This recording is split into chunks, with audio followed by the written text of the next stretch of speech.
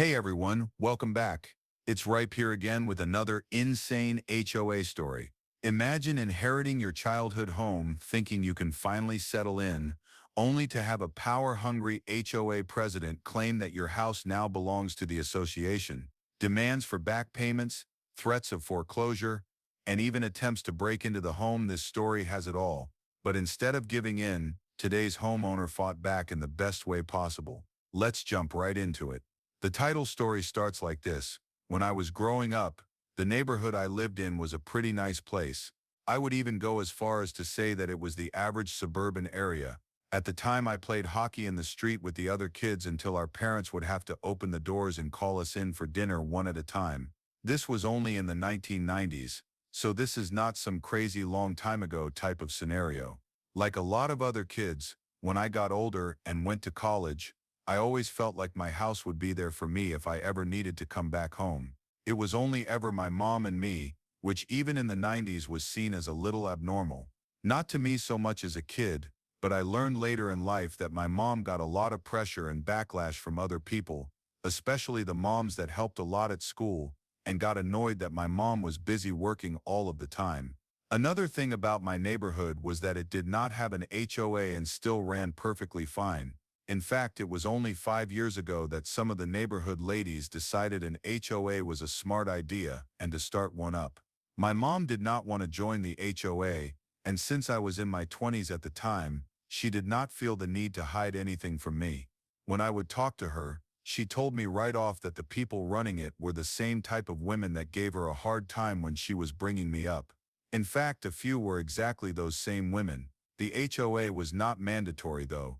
And since my house was established already, they could not do a damn thing to force her to join.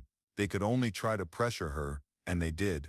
They never left her alone about joining the HOA like it was some kind of cult, and they couldn't let one person not want to be a part of it. My mom was smart and explained to me why she did not like it, and it all made a lot of sense to me. I did not expect my mom to die a year ago. She was not even sick or anything until she got extremely sick, and well, you get it. I was devastated, as anybody who lost someone close to them knows all too well. I don't want to focus too much on that, because I don't want to start crying again, and because that is not really the point of the story I want to tell.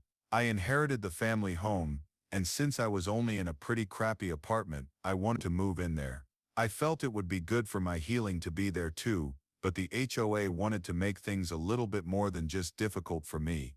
My house had the misfortune of being right next door to the lady that was in charge of the HOA. She was one of the biggest pushers trying to get my mom to join and convinced almost everybody else to be a part of the HOA. My house was a sore thumb sticking out as not being a member, but I did not care. She started leaving me notes on my door on behalf of the HOA trying to tell me that the house I inherited was not mine. In fact, she was claiming it as HOA property. I was furious at this, and she clearly had zero sympathy or care for what I was going through. I just wanted to tell her off. Where do you get off thinking that you can just stick these notes to my door? This is my house, and you're not going to try and push me out of it. Neighbor, listen, this house is surrounded by HOA members. Since your mom passed away, we are claiming automatic incorporation of the house into the HOA. Now, we are not saying that you cannot live here, but there are certain things you need to do in order to keep the property from being seized by us. Me? I don't have to do a damn thing here. You are just trying to make crap up and think that I will roll over and obey because of some threats. Neighbor, listen, I don't want to fight with you. All you need to do is a few simple things. The first being to sign this paperwork just establishing that you're a part of the HOA. Then we need the 5 years of back pay to catch you all up. Me? I can read that form. I'm not signing it because that means I would be joining, which I have no intention of doing. This is a voluntary HOA, and you just want to pretend that I don't know what scam you're trying to run here. Me knowing what she was up to didn't seem to stop or even dissuade her from her actions. Instead, she was now sending me not only random violations that had my house being against HOA policy, but also did something kind of scary. She sent pictures of both my house and me being in them, walking from the car to my door, going into my house, etc. It was beyond creepy, and she was crossing that line into full-on stalking. I contacted a lawyer because I did not really know what else to do, and he was going to send her a letter to stop, but he discovered something else. She had filed paperwork trying to claim authority over my property. It was still in the stage of being processed, but my lawyer quickly put in some kind of appeal to stop it from going through before we even could get in front of a judge with it. You might be curious about what my neighbor's motive was with all of this, and I know it because she was telling it to everybody else. She wanted to standardize the neighborhood and get everybody on the same page of things. She also promised that if every house was part of an HOA, then the property value for every single house would be 3 times the amount it is now. And by the way, ripe stars, maybe Karen got something wrong here. Obviously the value could be 3 times lower. Maybe if that is your goal, that's a good idea. Anyway, she had lied, telling people that I was just refusing to cooperate with the HOA and was basically squatting in my own home. She wanted to come off as the hero, and she was going to court to get me evicted, and not because she was trying to steal my property. Well, before we even could get to court, she decided to make another bold move and try to put a lien on my house as the basis of me owing too much money to the HOA that I was refusing to pay. My lawyer also made sure that would be put on hold until we could get things sorted out in court. Well, my neighbor did not stop there and even tried to enter my house a couple of times, claiming that she had the right to do this as the head of the HOA and just needed to inspect it. I refused to let her, which led to even more fighting and just more ammo I could then use against her. Personally, the same went for the fact that whenever I had anybody over, she would seem to come out of nowhere, asking them a bunch of questions about me and saying that they couldn't go into the house because it didn't belong to me. Court was a little bit of a mess, but that just might be me not being the most comfortable person in a courtroom. I don't know much about law, so I felt totally out of place when all I wanted to do was save my childhood home from being stolen by Karen. I didn't have issues paying for things like mortgage or taxes or things I actually needed to. It was just not going to happen with me paying HOA fees and crap they were making up that I supposedly owed them. My lawyer did manage to sort out a lot of the problems in just that one visit to court. The first being that I was not squatting and in fact owned the house despite what the neighbor was saying about me. The second being that any paperwork she had claiming I was in the HOA was clearly faked, and she couldn't ask for all those years of back pay to begin with. The judge was on my side with all of this and agreed that I did not owe the HOA anything since I was not in it. Their paperwork to get the lien on my house was being denied. In addition to all of that, she was going to need to pay my lawyer fees as well as pain and suffering for making me deal with all of this crap when I just wanted to be grieving. At least now there was proof that my house was independent from the HOA, so I would not run into the same problem again. Hopefully, that was not the end of things though, because I also wanted to press criminal charges against my neighbor for the things she had done to me. It might not sound like it on paper, but it was a huge deal, and the things she did were not only horrible but actual real crimes. She had stalked me while taking those photos and seeing when I had anybody coming over. She had lied to other members of the community and defamed my character as some kind of evil person. Plus, she had attempted to break into my house or force her way into it, which is trespassing with an attempted breaking and entering charge. Unlike the other court case, this was not against the HOA at all, but instead against my neighbor herself personally. I made sure a copy of all of this was being sent to the rest of the HOA board so they actually knew exactly what their leader was up to. Apparently, I was not the only home she was trying to go inside and inspect. People just did not know that it was far past her rights as an HOA president to do these kinds of things. The HOA did not want to deal with her and had an emergency meeting in order to get rid of her on the grounds that she was not working in the best interest of the community. She of course blamed me for all of this, but I did not care. I was waiting for a verdict on her crimes, and I heard exactly what I wanted. She pled guilty and was given 6 months in jail plus a year of probation for her actions. Revenge is sweet, but I'm just glad I can be left alone now and the neighborhood to not see me as a horrible person like she wanted. And yeah guys, if you still enjoy the HOA stories, please don't forget to post some star emojis in the comments to show your support. The next one is a very interesting story from Mars Legal Advice that you don't want to miss.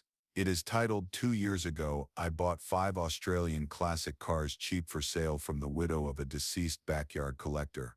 Here is the catch though, the widow has died, and now the grandson has threatened to sue me as he wanted the cars. So I'm close friends with a coworker, and we have helped his mom in her 80s with house maintenance. His mother's neighbor, I will call her Elaine, was in her 90s in 2016 when Elaine's husband, who was in a home, died. While doing maintenance on my coworker's mother's house, I drove there in my 1975 Falcon, and Elaine came out to ask me to have a look at some cars I might like that had belonged to her husband. I won't go into detail except 3 were in good drivable condition and worth a decent figure, and 2 more were ruined but good car parts.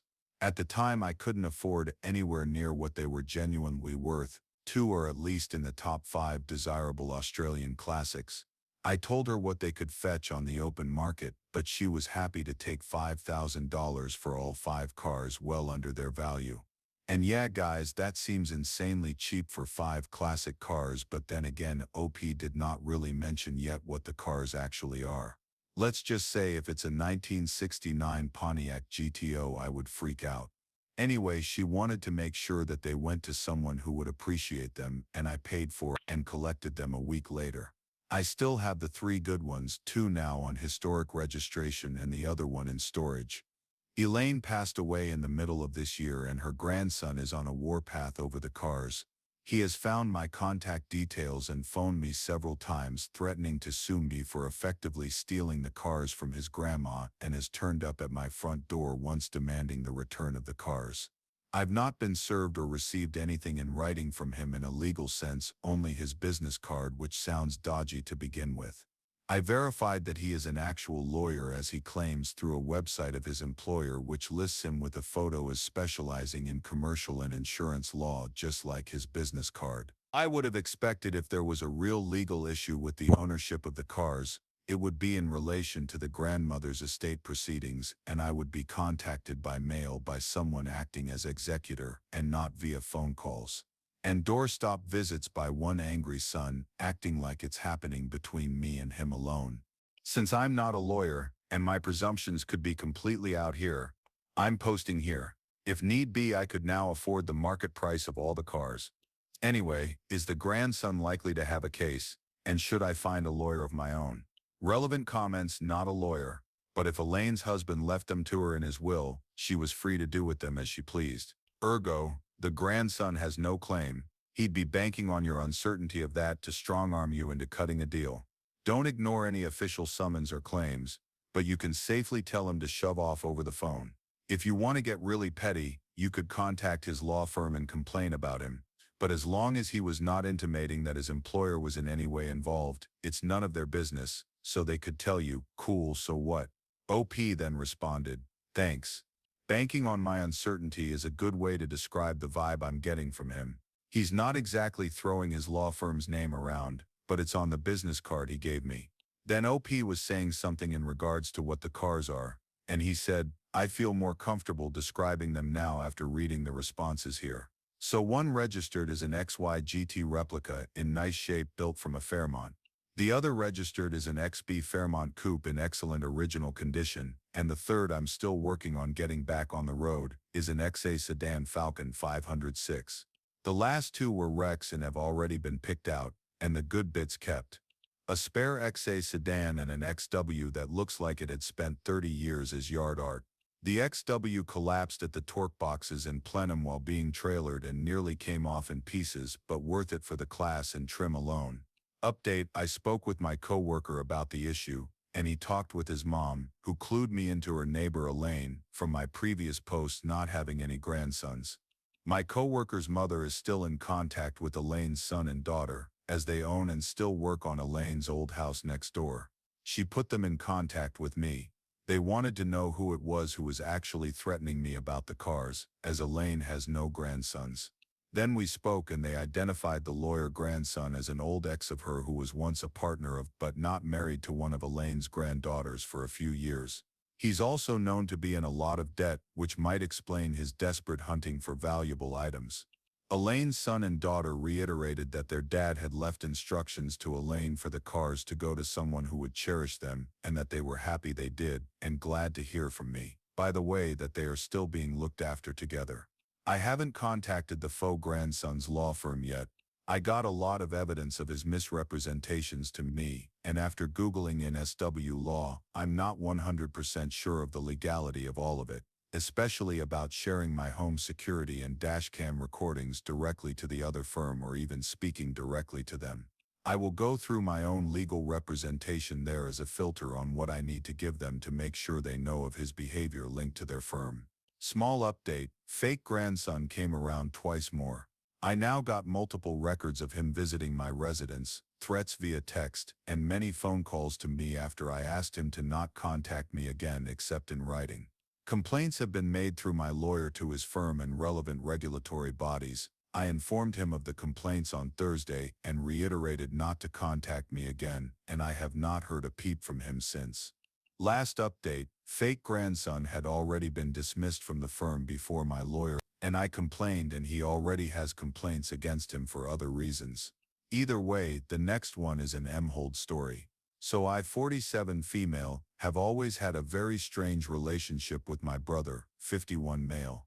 He has had a very bad accident when he was 17 and spent 3 months in a coma.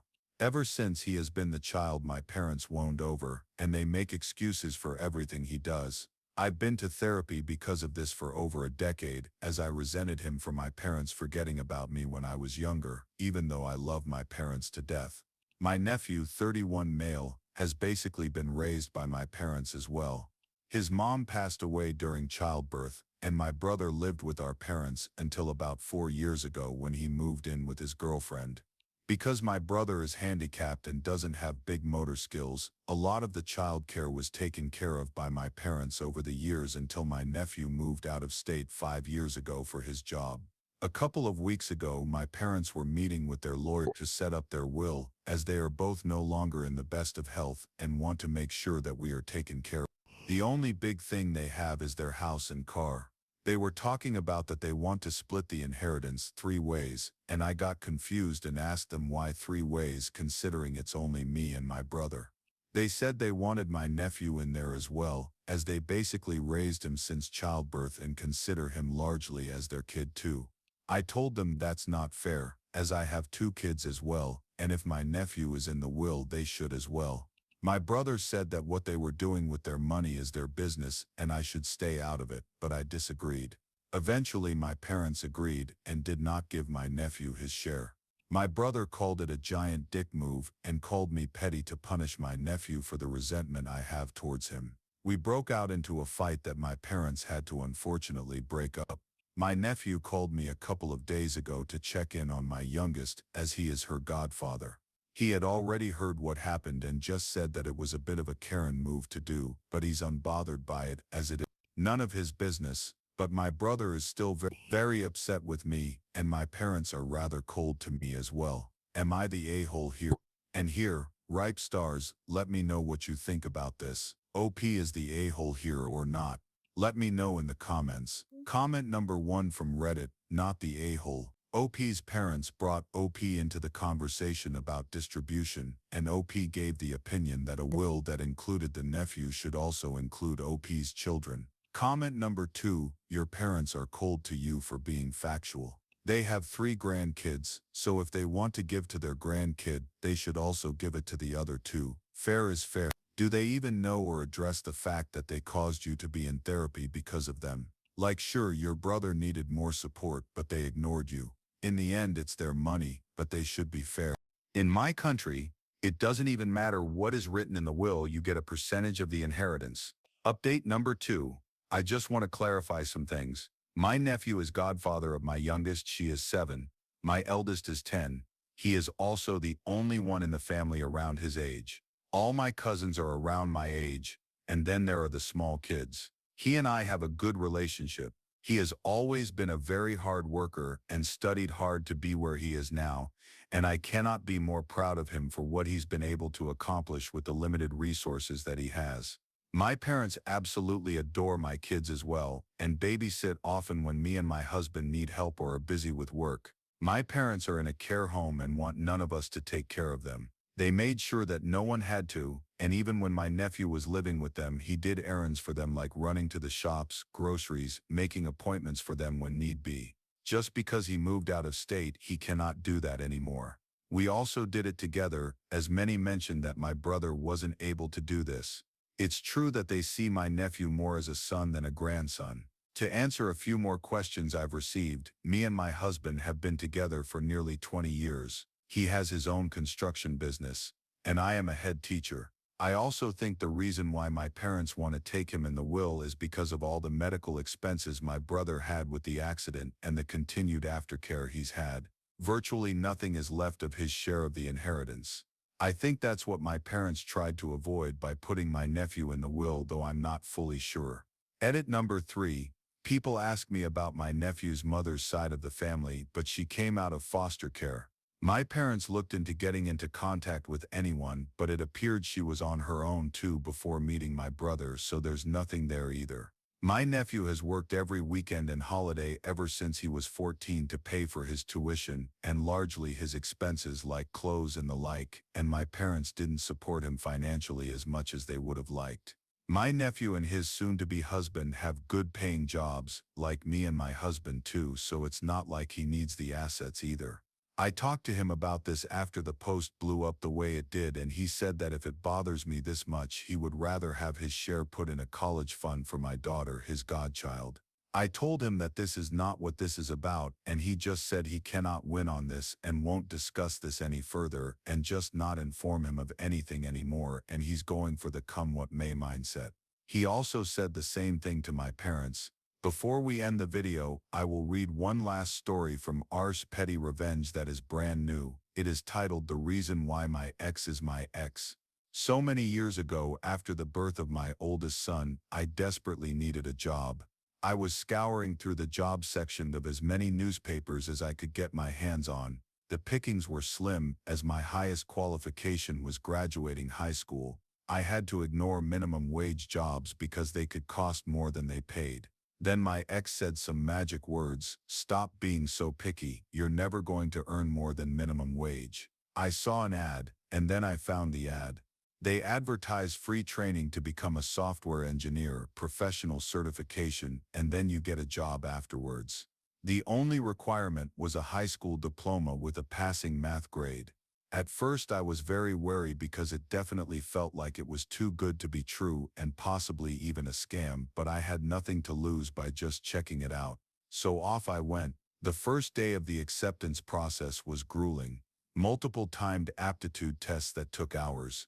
The ones who passed were invited for a second round of tests, and this time there were a lot less people.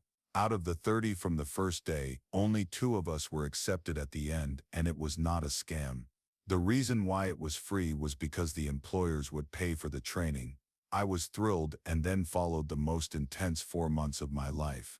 I was determined to prove my ex wrong. 8 hours in class every weekday, another 6 for homework and studying, and doing a weekend project for another 20 hours over the weekend. I only got about 6 hours of sleep each night. Thankfully, my son was sleeping through the night by then, and well, I made it. I did really well in my final exams too. The job search was short and sweet, and since it was only 3 years before Y2K, even entry-level engineers were earning good salaries. Well, when I got my offer, my salary was more than my ex got. Internally, I was elated and thought, "Take this, you insufferable prick." I didn't say it out loud though. As time went by, I kept getting really good raises and promotions, and my ex finally had enough of the humiliation and wanted a divorce. I jumped at the chance to escape, and that is how my ex became my ex. And there you have it, some of the most outrageous HOA and neighbor horror stories yet.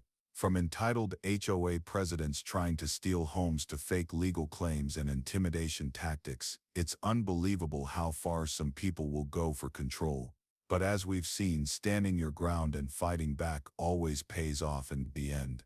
What would you have done in these situations? Let me know in the comments. And if you enjoyed this video, don't forget to subscribe for more insane real-life stories. Thanks for watching, and I'll see you next time.